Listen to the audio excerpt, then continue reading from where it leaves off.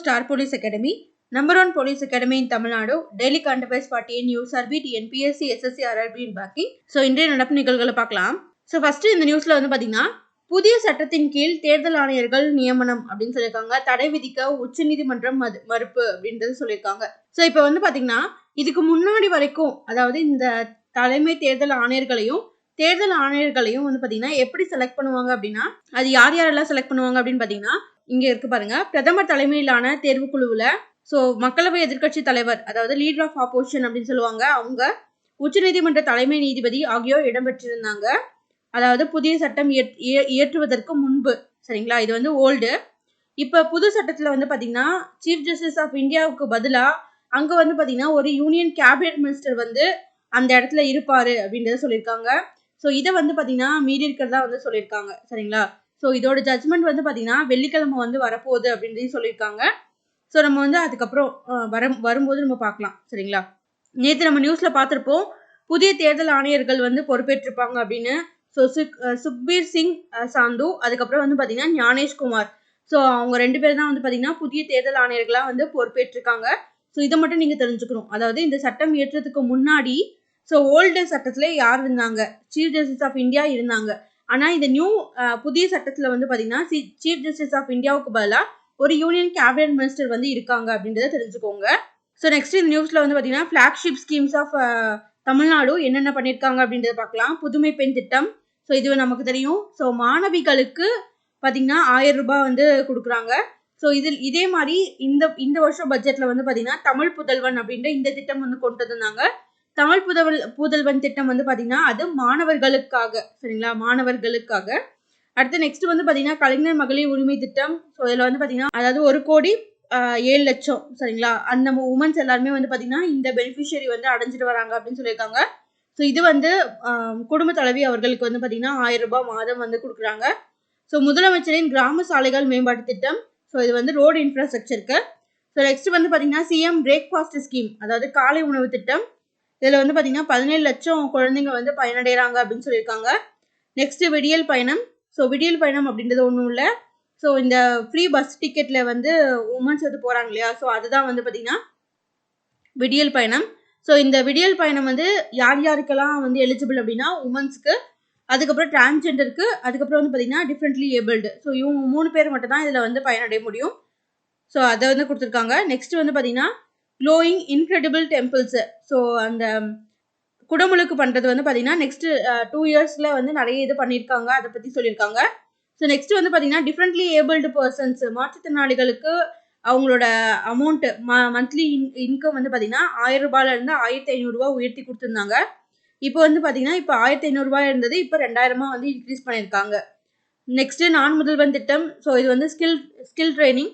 So அவங்க 12th முடிச்சுட்டு next என்ன பண்ணணும் அப்படின்றது தெரியாது. ஸோ அதுக்காக தான் வந்து பாத்தீங்கன்னா இந்த நாள் முதல்வன் திட்டம் இருக்கு. ஸோ நெக்ஸ்ட் சாட்டிஸ்ஃபைங் சர்வீசஸ் இன் ரியல் டைம்.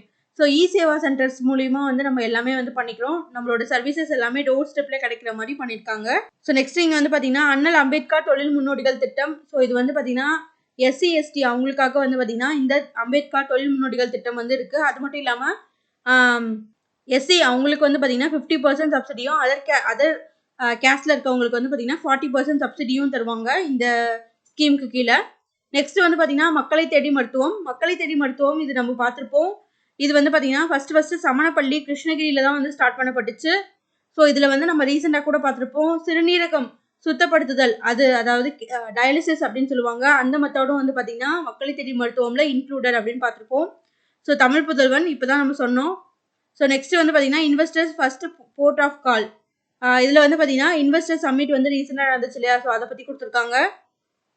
நெக்ஸ்ட் வந்து பாத்தீங்கன்னா Kalaignar all village integrated agriculture development scheme. அதாவது கலைஞர் அவர்களோட ஒருங்கிணைந்த வேளாண் வளர்ச்சி திட்டம் அப்படின்றது தான் இந்த ஸ்கீமு.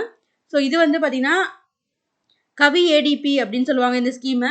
கவி ADP அப்படின்னு சொல்லுவாங்க இந்த ஸ்கீம். நல்லா ஞாபகம் வச்சுக்கோங்க. ஸோ நெக்ஸ்ட் வந்து பாத்தீங்கன்னா டெம்பிள் லேண்ட்ஸ் வந்து மீட் எடுக்கிறது. ஸோ அதுக்காக தான் வந்து பாத்தீங்கன்னா இந்த ஸ்கீம்ஸ்லாம் வந்து இருக்கு. அதான் இங்க சொல்லியிருக்காங்க. ஸோ நெக்ஸ்ட் இந்த நியூஸ்ல வந்து பாத்தீங்கன்னா தேர்தல் பத்திர எண்களை சமர்ப்பிக்க வேண்டும் அப்படின்னு சொல்லிட்டு சுப்ரீம் கோர்ட் திரும்ப சொல்லியிருக்கு. யாருக்கு வந்து வார்னிங் கொடுத்துருக்குன்னா SBIக்கு. ஸோ நீங்க வந்து யாரோட லிஸ்ட் எல்லாத்தையும் கொடுத்துருக்கீங்க. ஆனா தேர்தல் பத்திரங்களோட நம்பர் வந்து நீங்க கொடுக்கல, அதனால வந்து நீங்க அதையும் வந்து சமர்ப்பிக்கணும் அப்படின்னு சொல்லிட்டு சுப்ரீம் கோர்ட் வந்து சுப்ரீம் கோர்ட்ல அந்த 5 ஜட்ஜ் பெஞ்ச் இருக்கு. ஸோ அந்த பெஞ்ச்காரங்க வந்து பார்த்தீங்கன்னா சொல்லியிருக்காங்க. ஸோ நீங்க வந்து யார் யார் நேம்ல வந்து பார்த்தீங்கன்னா அந்த பத்திரங்களோட நம்பரை வந்து எங்களுக்கு கொடுங்க, அதையும் வந்து நீங்க எலெக்ஷன் கமிஷன் கிட்ட டிரான்ஸ்பரன்சியை ஒப்படைக்கணும் அப்படின்றத சொல்லியிருக்காங்க. ஸோ பார்க்கலாம். இதுல வந்து பாத்தீங்கன்னா எந்த கட்சிக்கு வந்து பாத்தீங்கன்னா அதிகமா வந்து தேர்தல் பத்திரங்கள் வாங்கப்பட்டிருக்கு அப்படின்னா பாஜக அவங்களுக்கு. ஸோ 6060 கோடி. ஸோ நமக்கு இதுல வந்து கொஸ்டின் கேட்கணும்னா ஸோ இந்த இது யாருக்கு அதிகமா இருந்திருக்கு அப்படின்றது நமக்கு கேட்க வாய்ப்புகள் இல்லை. மேபி கேட்டாங்கன்னா என்ன பண்றது அப்படின்றத பாத்துக்கோங்க. ஸோ அதுக்கப்புறம் வந்து பாத்தீங்கன்னா இது வந்து பாஜகவுக்கு, செகண்ட் வந்து பாத்தீங்கன்னா திரிணாமுல் காங்கிரஸ், தேர்ட் வந்து பாத்தீங்கன்னா தான் காங்கிரஸ்க்கு வந்து கொடுத்துருக்காங்க. சரிங்களா? ஸோ இது வந்து ஆர்டர் வைஸ் ஞாபகம் வச்சுக்கோங்க. அதே மாதிரி தமிழ்நாடுக்கு வந்து பாத்தீங்கன்னா 660 கோடி. சரிங்களா? 660 கோடி. இதே வந்து பாத்தீங்கன்னா அதாவது டிஎம்கேக்கு வந்து பாத்தீங்கன்னா 660 கோடி, ஏடிஎம்கேக்கு வந்து பாத்தீங்கன்னா வெறும் 6 கோடி. ஸோ இதெல்லாமே பார்த்து வச்சுக்கோங்க. ஸோ நெக்ஸ்ட் இந்த நியூஸ்ல புதுக்கோட்டை, திருவண்ணாமலை, நாமக்கல், காரைக்குடி இதெல்லாமே வந்து பாத்தீங்கன்னா மாநகராட்சிகளா வந்து உயர்த்திருக்காங்க. ஸோ இப்போ இதுக்கு முன்னாடி வந்து பாத்தீங்கன்னா 21 மாநகராட்சி இருந்துச்சு. ஸோ இப்போ வந்து 4 சேர்த்து 25 இருக்கு. ஸோ பார்த்து வச்சுக்கோங்க. ஸோ இப்போ எந்தெந்த ஊர் அப்படின்னா புதுக்கோட்டை, திருவண்ணாமலை, நாமக்கல், காரைக்குடி இது எல்லாமே மாநகராட்சிகளா உயர்த்திருக்காங்க. ஸோ நெக்ஸ்ட் இந்த நியூஸ்ல வந்து பாத்தீங்கன்னா மக்களவை தேர்தலில் 96 கோடி வாக்காளர்கள், அதாவது ஸோ வாக்களிக்க தகுதியானவர்கள் வந்து நம்மளோட பாப்புலேஷன் வந்து பாத்தீங்கன்னா 140 கோடியா இருந்தாலும் வாக்களிக்கிறதுக்கு தகுதியானவங்க 96 கோடி வாக்காளர்கள் தான் அப்படின்றத சொல்லியிருக்காங்க. இந்த வருஷம் வந்து பாத்தீங்கன்னா 12 லட்சம் வாக்குச்சாவடிகள் அமைக்க தேர்தல் ஆணையம் திட்டம். 96 கோடி வாக்காளர்களில் 49 கோடி ஆண்கள், 46 கோடி பெண்கள். ஸோ அது மட்டும் இல்லாமல் முதியோர், மாற்றுத்திறனாளிகள் வந்து எல்லாருமே இருக்காங்க அப்படின்றத சொல்லியிருக்காங்க. ஸோ இதுல யாரு அதிகமா இருக்காங்கன்னா 49 கோடி ஆண்கள் தான் வந்து அதிகமா இருக்காங்க அப்படின்றத தெரிஞ்சுக்கோங்க. ஸோ நெக்ஸ்ட் இப்பதான் நம்ம பார்த்தோம், அங்க பார்த்த அதே ஸ்கீம் தான். ஸோ அதை தான் வந்து இங்க கொடுத்துருக்காங்க. ஸோ அது வந்து இங்கிலீஷ் வெர்ஷன், இது வந்து தமிழ் வெர்ஷன். ஸோ நெக்ஸ்ட் இந்த நியூஸ்ல வந்து பாத்தீங்கன்னா சிஏஏ அமெரிக்கா கருத்தை நிராகரித்தது இந்தியா. ஸோ இந்தியா வந்து யார் சொல்றதையும் கேட்கல. ஸோ அவங்களோட இந்தியாவோட சாவர்னிட்டி ஸோ நம்ம கிட்ட தான் இருக்கு. ஸோ அதை வந்து நம்ம வந்து பாதுகாக்கணும் அப்படின்றதுக்காக ஸோ அமெரிக்கா சொல்றது வந்து எதுவுமே கேட்கல அப்படின்றத இங்க சொல்லியிருக்காங்க. ஸோ சிஏஏ நம்ம வந்து திரும்ப பார்த்துட்டு தான் இருக்கோம். 2014 டிசம்பர் 31 அந்த தேதிக்குள்ள முன்னாடி வந்திருக்கணும். அப்படி வந்தவங்களுக்கு தான் வந்து பாத்தீங்கன்னா சிட்டிசன்ஷிப் கொடுப்போம் அப்படின்னு 2019 அமெண்ட்மெண்ட்ல வந்து போட்டிருந்தாங்க. ஸோ அப்போ அந்த டைம் வந்து பாத்தீங்கன்னா அது வந்து பாஸ் மட்டும் பண்ணியிருந்தாங்க. பட் வந்து அமலுக்கு வந்தது இந்த வருஷம் March 11 அன்னைக்கு தான். ஸோ அந்த டேட் வந்து தெரிஞ்சுக்கணும், நல்லா ஞாபகம் வச்சுக்கோங்க. அது மட்டும் இல்லாமல் குறைஞ்சது அவங்க வந்து சிட்டிசன்ஷிப் நம்மளோட இந்தியன் சிட்டிசன்ஷிப் பெறணும் அப்படின்னா 8 வருஷம் வந்து இருக்கணும். 8 வருஷத்துல குறைஞ்சபட்சம் 6 வருஷமாச்சும் வந்து பாத்தீங்கன்னா இந்தியாவில் வந்து தங்கியிருக்கணும். ஸோ அது எல்லாமே ஒரு முக்கியமான இதாக வந்து பார்க்கப்படுது. ஸோ இதுவும் அதோட தமிழ் வருஷம் தான். ஸோ நெக்ஸ்ட் கொஸ்டின் அண்ட் ஆன்சர்ஸ்குள்ள போகலாம். So first question, Tata Motors எந்த இந்திய மாநிலத்தில் ரூபாய் 9,000 கோடியில் உற்பத்தி அலகு நிறுவ திட்டமிட்டுள்ளது? ஸோ நம்ம நேற்று தான் பார்த்தோம். ஸோ ராணிப்பேட்டையில் இந்த டாடா மோட்டார்ஸ் வந்து பார்த்தீங்கன்னா ஸ்டார்ட் பண்ணுறாங்க அப்படின்னு சொல்லிட்டு. ஸோ அது வந்து பார்த்தீங்கன்னா ராணிப்பேட்டை எங்கே இருக்குன்னா தமிழ்நாடு. நெக்ஸ்ட் நியூஸ், அடிமட்ட தொழில் முனைவோரை மேம்படுத்துவதையும் உள்ளூர் பொருளாதாரத்தை மேம்படுத்துவதையும் நோக்கமாக கொண்ட நிதி ஆயோக்கின் முன்முயற்சியின் பெயர் என்ன? ஸோ ஆன்சர் வந்து பார்த்தீங்கன்னா ஓக்கல் ஃபார் லோக்கல். ஸோ நெக்ஸ்ட் வந்து பார்த்தீங்கன்னா இந்த ஆப்ரேஷனல் பிளாக்ஸ்ன்னு கொடுத்துருக்காங்க இல்லையா? ஸோ இந்த திட்டம் வந்து பார்த்தீங்கன்னா 2023 வந்து கொண்டு வரப்பட்டுச்சு. ஸோ இதுவே வந்து பார்த்தீங்கன்னா ஆஸ்பிரேஷனல் டிஸ்ட்ரிக்ட் ப்ரோக்ராம் அப்படின்றது எந்த வருஷம் கொண்டு வரப்பட்டுச்சு அப்படின்னா 2018. ஸோ இந்த கொஸ்டின் வந்து ரொம்ப முக்கியமானது, பார்த்து வச்சுக்கோங்க. ஆப்ரேஷனல் டிஸ்ட்ரிக்ட் வந்து பார்த்தீங்கன்னா 2018, ஆப்ரேஷனல் பிளாக்ஸ் ப்ரோக்ராம் வந்து பார்த்தீங்கன்னா 2023. ஸோ நெக்ஸ்ட் நியூஸ் வந்து பார்த்தீங்கன்னா அகமதாபாத்தில் வாழ்வாதாரம் மற்றும் நடமாட்டத்தை மேம்படுத்த இந்திய அரசு எந்த நிறுவனத்துடன் $181 மில்லியன் கடன் ஒப்பந்தத்தில் கையெழுத்திட்டது? ஸோ ஆன்சர் வந்து பார்த்தீங்கன்னா ஏசியன் டெவலப்மெண்ட் பேங்க், அதாவது மணிலா பிலிப்பைன்ஸ்ல இருக்கு. நெக்ஸ்ட் நியூஸ், கூட்டு பொருளாதார மற்றும் வர்த்தக குழுவை, அதாவது ஜெட்கோ அப்படின்னு சொல்லுவாங்க, நிறுவுவதற்கான நெறிமுறையில் இந்தியா எந்த நாட்டுடன் கையெழுத்திட்டது? ஸோ ஆன்சர் வந்து பார்த்தீங்கன்னா டொமினிக்கன் குடியரசு. ஸோ இந்த கண்ட்ரி கூட தான் வந்து பார்த்தீங்கன்னா சைன் பண்ணியிருக்காங்க இந்த ஜெட்கோ அப்படின்ற இந்த சம்மிட்க்கு. நெக்ஸ்ட் நியூஸ், நேஷனல் பை தினம் எப்போது கொண்டாடப்படுகிறது? ஸோ ஆன்சர் வந்து பார்த்தீங்கன்னா March 14. ஸோ பை அப்படின்றதுக்கு 22/7. ஸோ இது வந்து ஒரு இரேஷனல் நம்பர் அப்படின்றத தெரிஞ்சுக்கோங்க. நெக்ஸ்ட் நியூஸ், 2024 எக்ஸசைஸ் கட்லஸ் எக்ஸ்பிரஸ் 24 எங்க நடைபெற்றது? ஆன்சர் வந்து பார்த்தீங்கன்னா chisels next news, Tata power solar systems limited மூலம் முடிக்கப்பட்ட இந்தியாவின் மிகப்பெரிய சோலார் மற்றும் பேட்டரி எனர்ஜி ஸ்டோரேஜ் சிஸ்டம்ஸ் திட்டம் எங்கு தொடங்கப்பட்டிருக்கு அப்படின்னு கேட்டிருக்காங்க. ஆன்சர் வந்து பாத்தீங்கன்னா Chhattisgarh. Next news, 2024 IAA golden compass விருதை பெற்ற முதல் இந்திய தொழில்துறை தலைவர் யார்?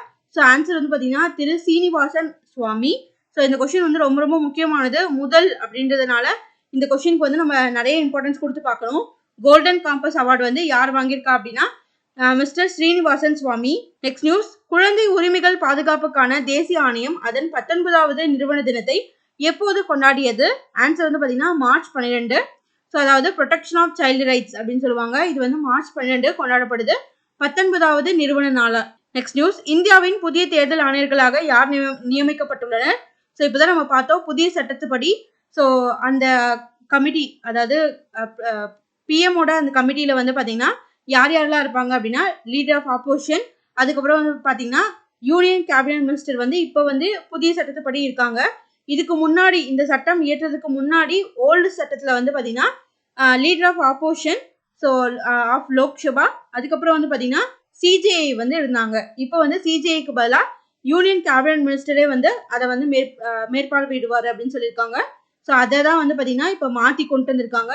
இதுல ரீசெண்டா நியமிக்கப்பட்ட 2 தேர்தல் ஆணையர்கள் யாரு அப்படின்னா சுக்பீர் சிங் சந்து, அதுக்கப்புறம் வந்து பாத்தீங்கன்னா ஞானேஷ்குமார் அவர்கள். ஸோ இவங்க 2 பேர் தான் வந்து நியமிக்கப்பட்டிருக்காங்க. ஏன் வந்து இந்த 2 போஸ்ட்டும் வந்து பாத்தீங்கன்னா வேக்கண்டா இருக்குன்னா, ஸோ அருண் கோயல் அவர்கள் வந்து பாத்தீங்கன்னா ரெசிக்னேஷன் பண்ணிட்டாரு. ஸோ அதுக்கு பதிலாக தான் வந்து பாத்தீங்கன்னா இந்த ரெண்டு பேரையும் வந்து பாத்தீங்கன்னா அப்பாயின்மெண்ட் பண்ணியிருக்காங்க. அது மட்டும் இல்லாமல் எலெக்ஷன் இருக்க போகுது. ஸோ அதனால தான் வந்து பாத்தீங்கன்னா இப்போ வந்து அப்பாயின்மெண்ட் பண்ணியிருக்காங்க அப்படின்றது நமக்கு தெரிய வருது. ஸோ அவ்வளோதான், இதோட இன்று நடப்பு நிகழ்வுகள் நிறைவடைந்தது. நன்றி.